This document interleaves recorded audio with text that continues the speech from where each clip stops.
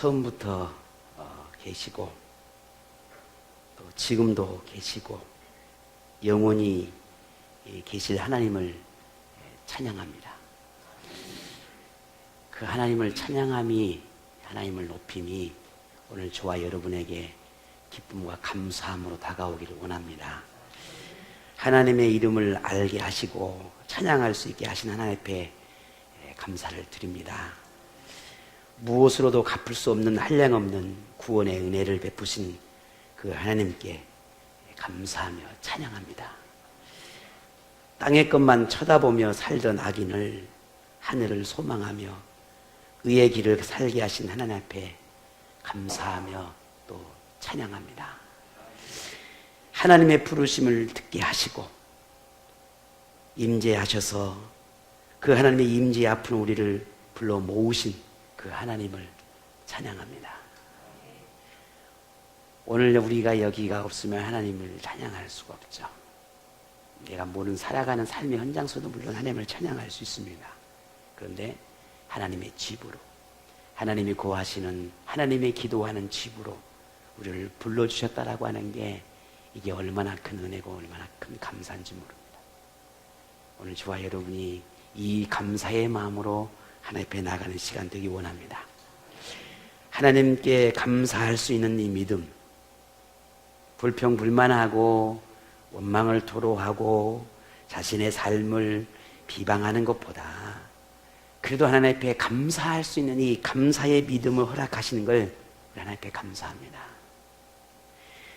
인생을 위한 놀라운 계획을 이루시고 이끌어가고 계신 하나님 앞에 믿음으로 따라가 계신 하나님 앞에 우리 함께 감사하고 찬양하십시다. 하나님을 반대하는 세상 속에서 불러내어서 하나님을 예배하는 백성으로 삼아주신 그 하나님, 우리 그 하나님을 찬양하십시다. 하나님께서 우리를 위해 행하신 선하고 아름다운 일들을 우리가 다 말할 수는 없습니다. 하지만 그 모든 일을 행하신 하나님을 찬양함을 마땅하게 여기고 그 이름 앞에 우리 예배하십시다. 그것이 오늘 저와 여러분이 이 땅에 하나님의 부름받은 자의 삶이 아니겠습니까? 지난 모든 날을 되돌아볼 때에 하나님께서 행하지 않는 것은 없습니다.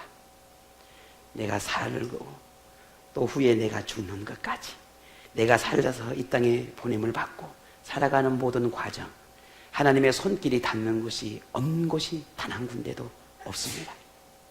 우리 자신이 원하든 원하지 않든 그것은 중요하지 않습니다.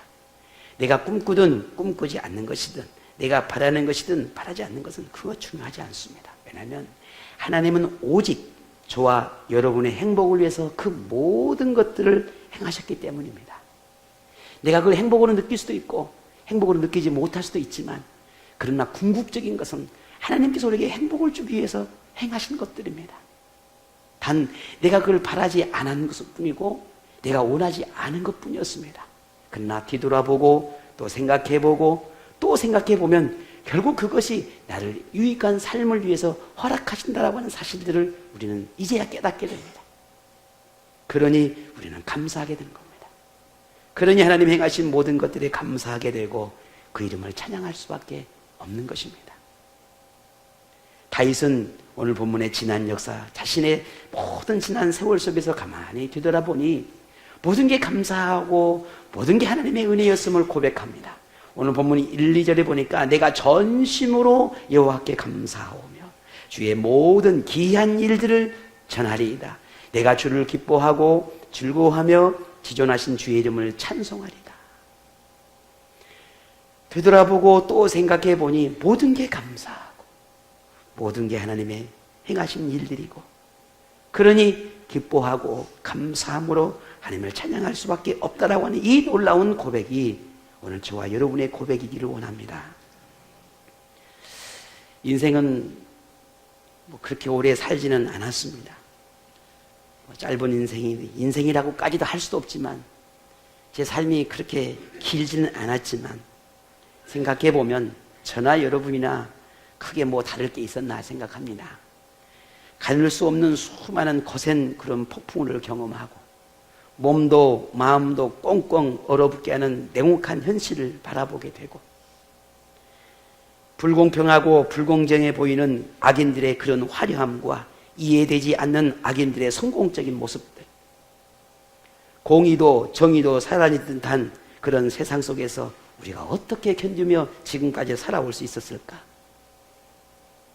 그리스도인이라고 하는 이 삶을 살아가면서 충돌하는 세상 속에서 믿음을 지키며 살아가는 우리의 삶이 수많은 그런 갈등과 고민 속에서, 그럼에도 불구하고 맞서야 하는 수많은 시간들 속에서 우리는 어떻게 지금까지 지내올 수 있었을까? 그 어떤 것도 우리의 힘으로, 우리의 능력으로, 우리의 생각으로, 우리의 경험으로, 우리의 지식으로 가능한 것 단 한 가지도 없었다라고 하는 사실입니다.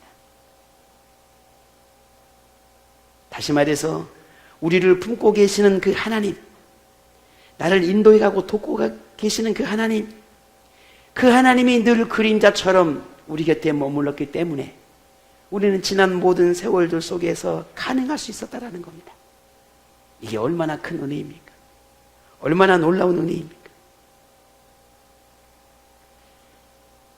하나님을 품는 사람, 하나님의 은혜 안에 머무는 사람에게 하나님은 항상 그들의 보호자가 되어주셨습니다. 과거에 참 만화 영화를 우리 보면 아마 우리 세대들이나 뭐 이상 보면 다 그 경험했을 겁니다. 만화 영화를 보게 되나 SF 영화를 보면 지금도 뭐 그런 영화 많이 나오잖아요. 외부에서 막 적이 공격을 합니다. 그럼 어떻습니까? 보호막이 이렇게 쳐져요. 보호막이. 외부의 어떤 공격에도 그 안에 있는 어떤 것들이 파괴되거나 그런 어려움 당하지 않도록 보호막을 쳐줍니다. 어떤 강력한 공격에도 무너지잖아요. 어린 마음에 그랬죠. 야, 저런 보호막이 나를 이렇게 싸고 있다면 정말 내가 안전하게 살아갈 수 있을 건데. 그게 하나님이라는 걸 몰랐을 때 말이죠. 막연하게 나를 완벽하게 보호해서 나를 완벽하게 지켜줄 수 있는 어떤 존재가 있다면 그게 내가 얼마나 안전하게, 얼마나 행복하게, 얼마나 즐겁게, 얼마나 평안하게 살아갈 수 있을까? 막연한 그런 상상을 폈던 때가 있었습니다. 그게 하나님이셨다는 겁니다. 여러분의 가정을 지키시고 자녀와 남편과 아내를 지키시고 여러분 직장과 삶을 지키시고 모든 인생 여정들을 지키셨던 하나님, 그 하나님이 있었기 때문에 지금 내가 여기 있는 것입니다. 그렇지 않았다면 우리의 인생이 어떻게 됐을까? 그래서 오늘 다윗은 자신의 삶을 되돌아보며 내 인생에 하나님은 이런 분이었구나 라고 고백을 합니다. 어떻게? 이렇게 9절 다 같이 한번 고백해 볼까요? 다 같이 고백합니다. 시작. 여호와는 압제를 당하는 자의 요새이시요 환난 때의 요새이시로다. 아멘. 보호막이 되어주셨다는 겁니다. 하나님은 우리 모든 삶의 전 영역에 요새가 되어주셨습니다. 여러분 믿으십니까? 하나님은 모든 믿음의 사람들의 피난처이십니다. 하나님은 우리가 상처받고 괴롭힘을 당하고 억압하는 것들로부터 피할 수 있도록 거대한 성이 되어주셨습니다. 가끔 제가 시골에 갑니다. 그러면 그렇게 높아 보였던 담벼락, 돌로 쌓여져 있는 담벼락이요. 지금 가서 보니 아무것도 아닌 것처럼 보입니다. 그렇게 높고 높았던, 야, 지금도 쬐까나니 뭐 가운데 뭐 얼마나 하겠어요만은, 그죠? 근데 그렇게 높아 보였고, 그렇게 크게 보이고, 그렇게 강하게 보였던 것들이 지금 가서 보니까 별것도 아닌 것처럼 보인 겁니다. 그건 뭐예요? 내가 많이 교만해졌다는 거잖아요. 그죠? 처음 하나님을 만났을 때는 작은 세상의 그 어떤 것에도 하나님을 붙잡고 하나님이 나를 완벽하게 보호해 줄 것만 같았습니다. 근데 어느 날 보니 내가 많이 컸거든요. 근데 그게 더 이상 보호막으로 생각되지 않을 때가 있다니까요. 여전히 그 나를 보호해 주는 것인데 우리가 그만큼 교만해진 것입니다. 의지하지 않습니다. 비바람이 불고 폭풍우가 불고 하면 그 담벼락 밑에서 겨울바람에 거기 담벼락 밑에 앉아서 딱지를 쳤던 적이 있었단 말입니다. 근데 지금 물론 지금 딱지를 치질 않지만 그게 보호막이 되어줬단 말이에요. 근데 지금 보호막으로 생각하지 않아요. 우리가 어린아이처럼 하나님만 의지하고 하나님만 생각했을 때는 하나님이 나의 전 모든 인생을 보호해주는 보호자로 여겼단 말입니다. 근데 어느 날부턴가 변화되기 시작합니다. 나도 이제는 내 인생을 내가 알아서 할 수 있어. 나도 잘할 수 있어. 이제는 변화되기 시작합니다. 그럼에도 불구하고 그곳에 그렇게 항상 계시는 분, 그분이 하나님이셨습니다. 저와 여러분의 삶의 모든 영역 속에 항상 보호자로, 거대한 성으로 피난처가 되어주신 그런 하나님이셨습니다. 억울한 일을 당하고 슬픈 일을 만날 때 위로자가 되어주셨습니다. 세상의 악과 맞서 싸울 때, 의와 거룩함으로 살고자 고군분투할 때, 하나님의 말씀 안에서 순종의 삶을 살고자 힘쓸 때, 타협의 유혹의 손길을 뿌리치고 하나님의 자녀로 살고자 할 때, 하나님을 찬양하는 기쁨과 즐거움으로 살고자 할 때, 하나님은 언제나 우리의 보호자가 되어 주셨습니다. 그리고 승리하게 하셨습니다. 이게 나의 아버지 여호와 하나님이셨습니다. 아픔이, 좌절이, 고통이, 힘듦이 찾아올 때 여러분 어디에서 위로를 얻고 어디에서 격려를 얻고 힘을 얻으셨습니까? 그게 하나님 아버지였습니다. 아버지였습니다. 나의 하나님이셨습니다. 그분이 나의 삶 속에, 나의 가정 가운데, 우리의 모든 영역 속에 있었기 때문에 그분은 하나님을 바라볼 때 우리에게 다가오시는 위로와 격려와 평강이 있었습니다. 그런 지금 내가 하나님을 찬양하고 예배하지 않을 수 없었던 겁니다.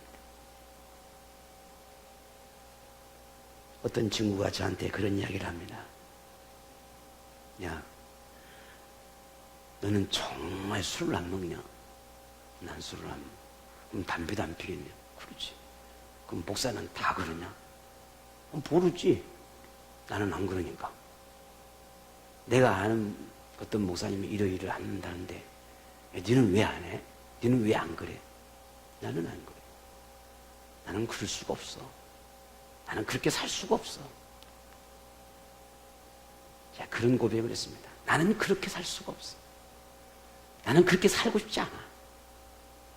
여러분, 이렇게 살 수도 있고 저렇게 해서 그게 나쁘다, 옳다, 그렇다, 그걸 의미하는 게 아닙니다. 내가 지금 이렇게 살아가는 이유를 알자는 겁니다.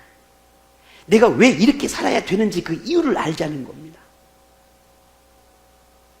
내가 왜 이런 믿음의 삶을 살아야 하는 그 이유를 알자는 겁니다. 야, 너네들은 이렇게 너 교회 다니는 사람이 이렇게 한다는데 뭔 재미로 사냐? 여러분, 재미없나요? 아, 재미없구나.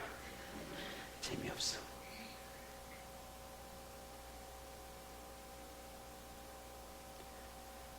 나는 지금의 삶이 재밌다. 나는 이렇게 사는 게 즐겁다. 나는 이렇게 사는 게 행복하다. 라고 제가 그런 이야기를 하니 그 친구야 뭐 이해하겠습니까? 그 친구야 뭐 이해할 수가 없죠. 정말 우리의 마음속 깊은 곳까지 감추고 싶고 숨기고 싶은 그 어떤 것까지 아무도 알 수 없는, 누구도 알 수 없는 그 어떤 것까지 다 아시는 하나님께서 내게 필요한 것이 무엇인지를 아시니 그 깊은 것까지 만지신 하나님, 그게 우리의 아버지십니다. 이런 하나님을, 이런 하나님께, 이런 아버지께 감사하며 즐거움으로 예배하는 것이 어떻게 망설여지고 고민거리가 될 수 있겠습니까? 오늘 이 시간 그 하나님을 우리가 전심으로 찬양하며 예배합시다. 그 하나님을 세상에서 자랑하십시다. 하나님을 더욱 소중히 여기며 마음속 깊은 곳에 품고 그 여호와 하나님을 찬양합시다. 죄와 불의가 더 강하게 보이고 세상을 따라 살아가는 것이 자유롭고 편리하게 느껴지는 현실 속에서 어떻게 하나님의 의를 따르는 삶을 살 수 있을까? 하나님의 공의와 의로움이 옳다는 것을 어떻게 세상에 선포하며 살 수 있을까? 의인과 악인을 하신다는 이 하나님의 약속의 말씀이 정말 이루어지는 것일까? 내가 이렇게 의롭게 살기를 몸부림치고 내가 하나님 안에서 이렇게 경건한 삶을 살기를, 순결한 청결한 삶을 살고자 하는 나의 삶이 하나님 앞에 인정받을 수 있을까? 내가 이렇게 살아가는 내 삶이 하나님은 내게 인정해 주시는 걸까? 여러분 고민 찾아올 때 있지 않습니까? 저는 가끔 그런 고민을 합니다. 하나님, 내가 이렇게 하는 것이, 다음에 하나님 내가 이렇게 목회하는 것이, 내가 이렇게 삶을 살아가는 것이 하나님 물론 알고 계시겠지만 옳은 것입니까? 이렇게 살아가도 되는 것입니까? 이렇게 살아야 하는 것입니까? 라고 하는 의문이 아닌 하나님 앞에 묻고 하나님 앞에 그 대답을 듣고 싶을 때가 있습니다. 여러분도 그러지 않습니까?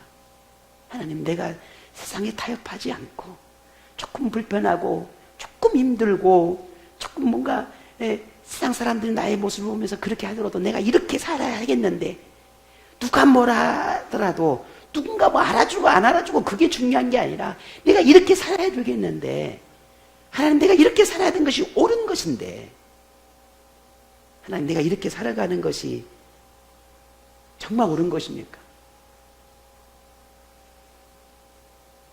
하나님은 오늘 다윗을 통해서 3절에서 8절의 말씀 속에 우리의 삶에 대한, 세상과 맞서 싸워가는 우리의 삶에 대한 모든 그 삶에 대해서 어떻게 말씀하신 일에 대한 교훈을 주고 계십니다.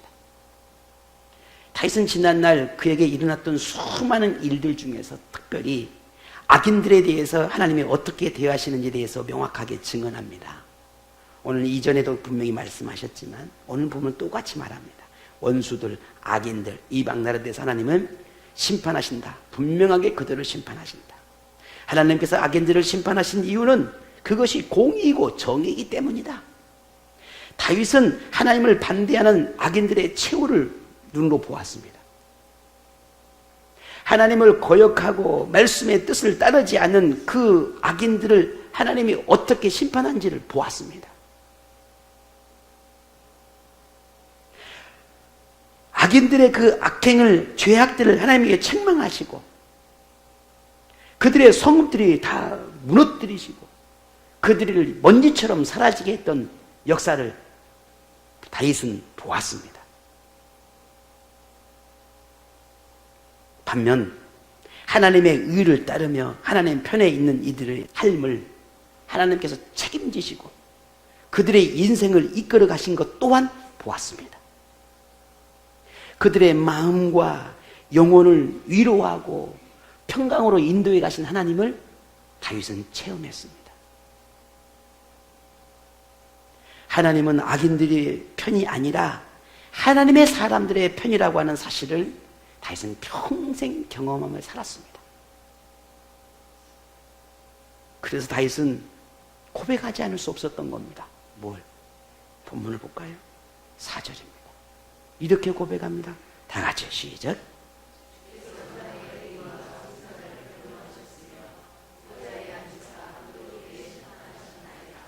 아멘. 악인과 의인에 대한 하나님의 의로운 심판이 분명하고 확실하게 이루어졌다라는 겁니다. 하나님의 의로움에 의한 심판 앞에 누구도 핑계할 수도 누구도 거부할 수도 없었다라는 겁니다. 그것이 다윗이 하나님 앞에 범죄했을 때 본인이 직접 경험한 것이었고 그리고 그를 하나님이 거부한 수많은 사람들에게 하나님이 어떻게 심판했는지도 역시 보았기 때문입니다. 그런 의로운 재판장이신 하나님을 향해서 다윗은 이어서 이렇게 고백합니다. 8절에 보니 공의로 세계를 심판하시며 정직으로 만민에게 판결을 내리신다 했습니다. 하나님의 행하신 심판을 우리가 보고 느낄 수도 있지만 그렇지 않는 것이 훨씬 더 많습니다. 그래서 종종 악인에 대해 당장 하나님의 심판이 이루어지지 않는 것 같아 생각될 때는 하나님의 공의에 대해서 불평합니다. 나는 이렇게 살았는데 하나님, 나는 저렇게 사는 이들을 왜 하나님, 왜 나는 이렇게 살아도, 나는 이렇게 믿음으로 살고자 해도 하나님 왜 나에게는, 이런 생각이 찾아올 때가 있습니다. 내가 그러면 나도 저렇게 살래요? 나도 저렇게 살아도 되겠네요? 아닙니다. 다윗은 알았습니다. 경험했습니다. 보았습니다. 깨달았습니다. 그러면 안 된다는 거. 왜? 하나님은 항상 다윗이 그렇게 살아가는 삶을 변호해 주었고 다윗의 편이 되어 줬습니다. 그럴 때마다 고민이 찾아오고 좌절이 찾아오고 그런 삶을 찾아올 때마다 다윗은 더욱더 꼿꼿하게 하나님 편에 서고자 했습니다. 언제나 하나님은 항상 심판을 준비하고 계시고 악인과 의인을 항상 심판하셨기 때문에 순간순간 다윗은 자신의 믿음을, 하나님을 향한 마음을 지키고 싶었습니다. 그런데 놀랍게도 하나님은 그럴 때마다 이 다윗을 붙잡아줬다는 사실입니다. 그것이 다윗은 하나님을 찬양하며 예배하며 하나님을 높일 수밖에 없는 이유였다는 겁니다.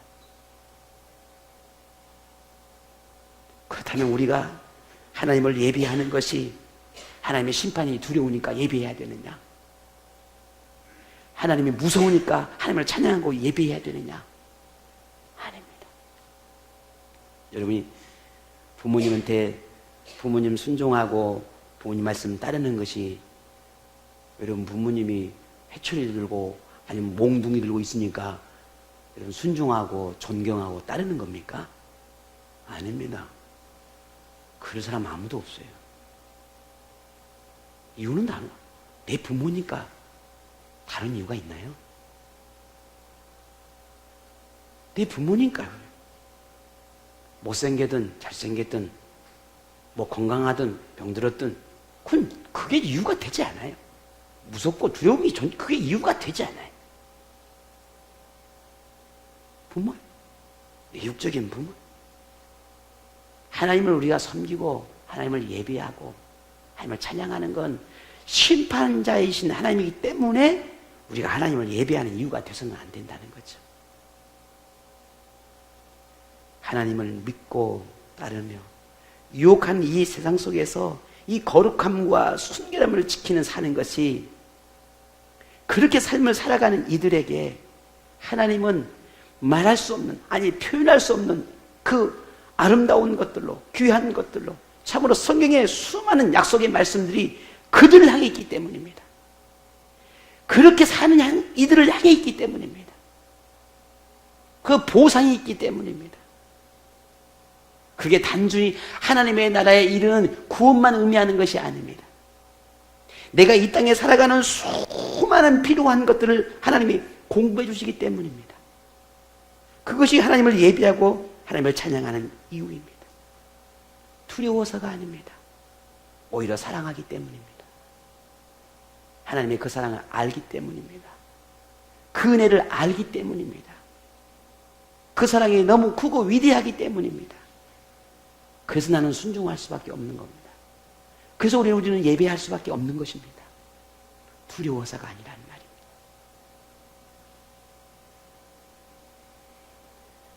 하나님은 반드시 믿음으로 정결한 삶을 사는 사람에게는 이 땅에서뿐만 아니라 영원한 나라에까지 복과 은혜를 베푸신다라고 하는 약속의 말씀을 분명히 하고 계십니다. 오늘 이 약속의 말씀을 믿는 오늘 저와 여러분이 되었으면 좋겠습니다. 이 약속의 말씀을 붙잡고 살아가십시다. 거기에 하나님의 축복이 있다는 사실을 믿음으로 고백하십시오. 이 약속의 말씀을 믿고 오늘 또 그리고 내일 또 평생 재판장이신 그 하나님을 즐거움으로 찬양하십시다. 예배하십시다. 공의와 정의를 세우시는 하나님께 감사하며 그렇게 찬양하십시다. 하나님을 향한 예배가 전심으로 들어줄 수 있도록 온 마음 다해 하나님을 찬양하며 예배하십시다. 이게 오늘 우리의 본분입니다. 여러분, 하나님 앞에 정말 전심으로 감사하고 싶은 것이 혹시 있습니까? 정말 감사합니다. 고맙습니다. 너무너무 감사합니다. 라고 생각되어지는 거 여러분 있으십니까? 지난 한 주간의 삶을 살면서 없어요? 있어도 말로 다 표현 못하는 거예요? 너무 많아서 다 나열할 수가 없는 겁니까? 그렇죠? 하나님을 찬양하고 예배할 수밖에 없는 이유, 교회 공동체를 위해 안에서 건신하고 봉사할 수밖에 없는 이유, 세상 속에서도 참 그리스도인으로 살고자 그렇게 노력하고 싸우고 그렇게 힘쓰고 애쓰는 이유, 하나님을 세상에 자랑하고 세상에서 전하고 고백하는 그 이유, 여러분 그 이유가 무엇입니까? 만일 하나님께서 우리를 위해 행하신 일이 없다면, 하나님께서 우리의 신음을 듣지 못하신다면, 우리가 아파하고 슬퍼하고 고통 중에 있을 때 우리를 전혀 이해하지 못하신 분이라면, 의롭게 살고자 노력하고 하나님과 동행하는 삶을 살고자 함에도 그 모든 삶을 하나님께 모르고 계신다면 우리는 찬양할 이유가 없습니다. 하나님을 섬길 이유가 없습니다. 하나님을 예비할 이유가 없습니다. 왜? 그 하나님은 죽었기 때문입니다. 그러나 우리가 예비한 하나님은 살아계신 하나님이십니다. 지금도 살아계신 하나님이십니다. 영원히 살아계신 하나님이십니다. 그래서 우리가 하나님을 예비할 이유가, 순종해야 할 이유가 거기에 있는 것입니다. 하나님은 우리의 생각과 마음을 모르는 분이 아닙니다. 우리의 호흡까지 주장하시는 분이 하나님이십니다. 그렇다면 하나님을 찬양하고 경배함이 마땅하지 않겠습니까? 하나님을 온 마음으로 전심으로 찬양하기 원합니다. 하나님을 온 마음 다해 예배하기 원합니다. 그 하나님을 평생 우리가 섬기며 존귀하게 여기며 그렇게 하나님 안에 품 안에 거하는 오늘 여러분 되시기를 축복합니다. 여호와 하나님, 아바 아버지 하나님으로 인하여 기뻐하고 즐거워하며 그렇게 평생 하나님을 예배하는 그리스도인, 그 그리스도인으로 오늘 우리가 살아가기를 원합니다. 참 많은 유혹들이 있죠. 여러분 직장이나 세상에 살면서 믿지 않는 사람들하고 같이 어우르다 보면 많은 유혹이 있을 거라 생각합니다. 옳은 것인지 그릇된 것인지 분간하기 어려운 순간도 있겠지요. 내가 이렇게 해도 되나 안 되나, 때로는 마음에 양심에서 들려오는 소리 때문에 고민하고 갈등할 수도 있겠지요. 그러나 더 중요한 것은 그 고민과 갈등이 나를 살리게 할 수도 있습니다. 다시 말해서 그 고민과 갈등이 없다면, 하나님께서 내 안에 그 고민과 갈등하는 마음을 주시지 않는다면 우리는 내 생각대로 살 거란 말입니다. 근데 그 고민을 주시고 갈등을 주셨다라고 하는 것은 내게 옳은 선택을 할 수 있는 기회를 주시는 것입니다. 그러니 살아계신 하나님이시죠. 우리는 고민해야 합니다. 그리고 옳은 선택을 해야 합니다. 바른 선택을 해야 합니다. 왜냐하면 하나님은 날마다 오늘 우리에게 의를 베푸시고 은혜를 베푸시고 매일매일 만나주시는 하나님이시기 때문입니다. 다윗도 그런 하나님을 만났습니다. 그래서 고백할 수밖에 없었습니다. 어떻게? 오늘 마지막 10절 같이 고백합니다. 다 같이 시작.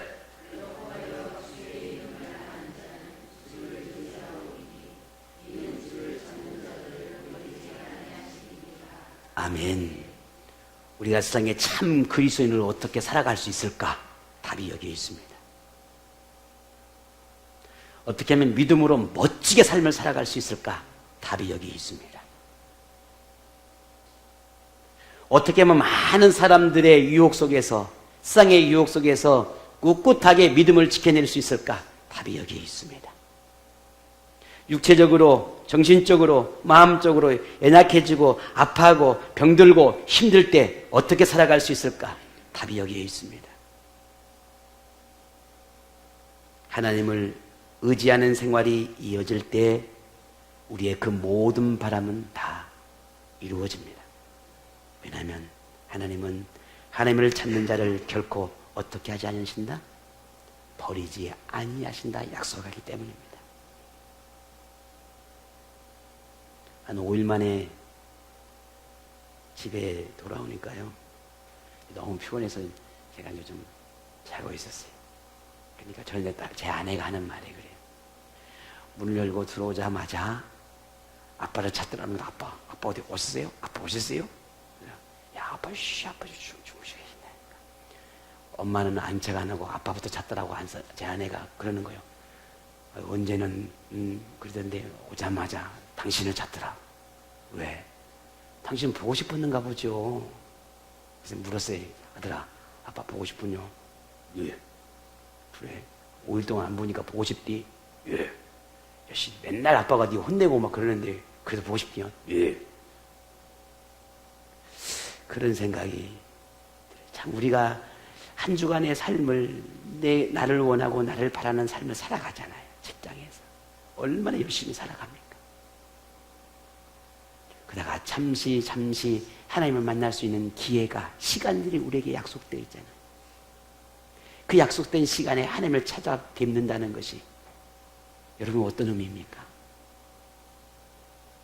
그 한 번 찾아뵙고 하나님을 만나고 하나님 말씀을 듣고 그리고 또 나의 삶을 살아내고 또 하나님께 기도하고 말씀을 붙잡고 또 남은 시간을 내가 살아내고 이런 시간들이 내게 없다면 정말 세상을 멋지게 살아갈 수 있을까?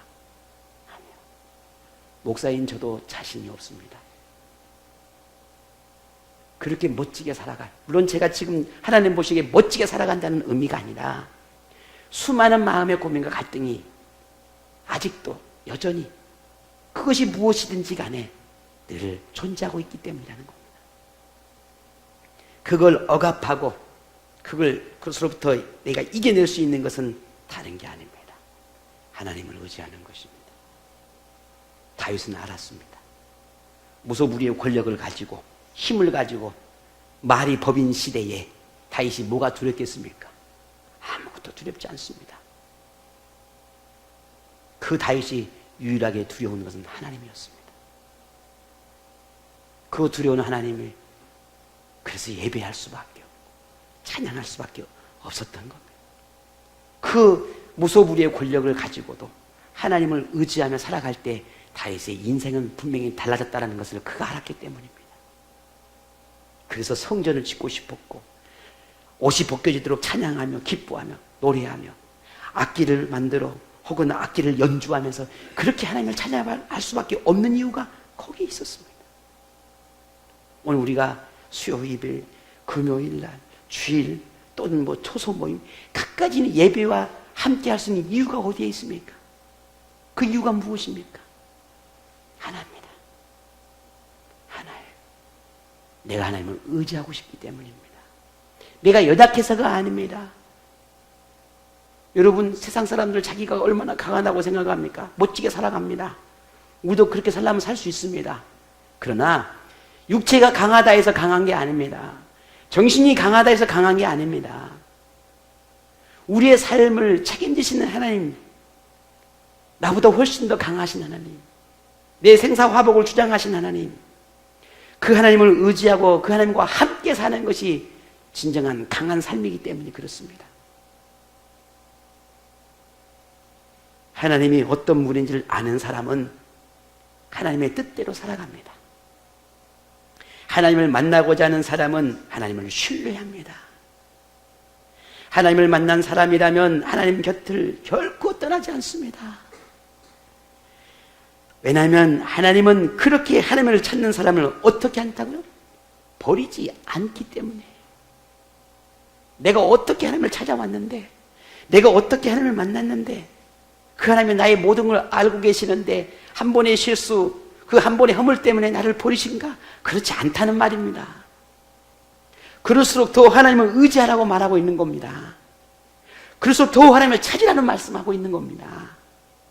왜? 난 너를 버리지 않을 것이니까. 난 너를 평생 책임질 거니까. 오늘 저와 여러분, 하나님을 피난처 삼으시고 하나님을 요새 삼으시고 하나님께 더 가까이 나가시는 여러분 되시기를 축복합니다. 평생 감사해야 할 뿐, 의지하고 예비하며 찬양해야 할 뿐, 우리가 호흡하는 동안 고백하고 전해야 할 뿐, 세상 속에서 힘들고 어려울 때 보호자가 되어주실 수 있는 분, 피난처가 되어줄 수 있는 분, 오직 하나님뿐입니다. 저는 여러분의 그런 존재가 아닙니다. 미안합니다. 여러분의 남편 그런 존재 아닙니다. 미안합니다. 여러분의 아내 그런 존재 아닙니다. 저도 마찬가지입니다. 위로가 되는 게 사실입니다. 힘이 되는 게 사실입니다.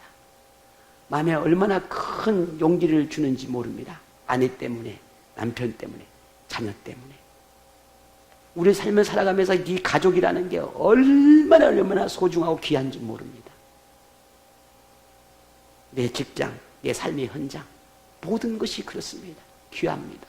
소중합니다. 그러나 누구보다, 하나님보다는 그렇지 않습니다.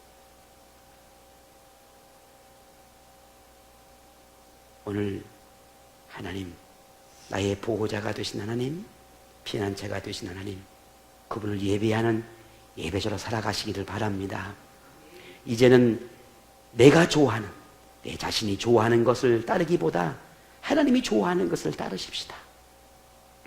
내 자신이 원하는 것보다 하나님의 바람을 이루는 그런 삶을 살아가십시다. 내 자신이 하고 싶은 것보다 하나님의 기쁨을 먼저 생각하십시다. 세상의 눈치를 보며 전전긍긍하기보다 담대함으로 하나님을 드러내는 그런 삶을 우리 모두 살아가십시다. 그래서 하나님을 믿는 즐거움, 하나님을 예배하는 기쁨, 하나님을 전하는, 선포하는, 자랑하는 그런 행복을 맛보며 살아가는 복된 인생이 여러분 삶 가운데 일어나기를 축복합니다. 하나님께서 여러분을 위해 행하시는 모든 일들, 모든 귀한 일들을 보고 듣고 깨닫고 느끼고, 그래서 그의 삶에 늘 만족하고 평강을 누리고 감사함이 고백되어지는 한 주간의 삶이 오늘 여러분 모두에게 임하기를 축복합니다.